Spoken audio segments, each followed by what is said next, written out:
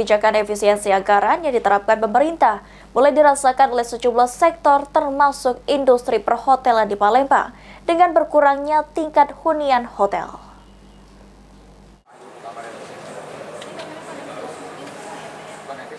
Kebijakan efisiensi anggaran yang diterapkan pemerintah mulai dirasakan dampaknya oleh sejumlah sektor termasuk industri perhotelan di Palembang. Aldina Febrianti, Marketing Komunikasi Harper Palembang mengatakan, pendapatan hotel turun sekitar 20% karena berkurangnya tamu dan event dari instansi pemerintahan. Pemangkasan anggaran membuat dinas pemerintah mengurangi kegiatan yang biasa digelar di hotel, namun pihaknya masih optimis karena sektor pernikahan tetap menjadi sumber pendapatan utama.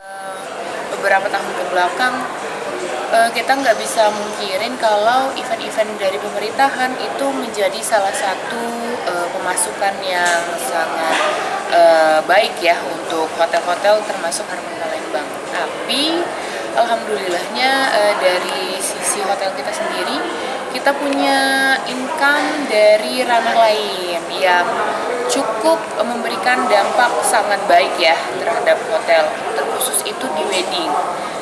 Jadi kita sangat ditopang oleh wedding-wedding Harper. Hal sama dirasakan oleh Emilia Hotel. Menurut Marketing Komunikasi Emilia Hotel, meski event dari pemerintahan merupakan salah satu sumber pemasukan utama, hotel masih memiliki strategi lain untuk menjaga stabilitas okupansi dan tetap mengandalkan event dari sektor korporasi dan acara sosial seperti pernikahan yang mampu menjadi stabilitas hunian hotel. Dengan adanya efisiensi, kami mengalami penurunan, sehingga pendapatan kami juga ikut turun.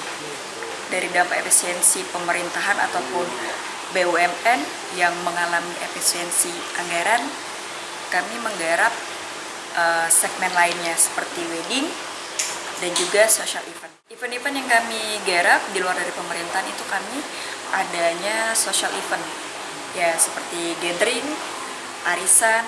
Aji Dalia, PAL TV.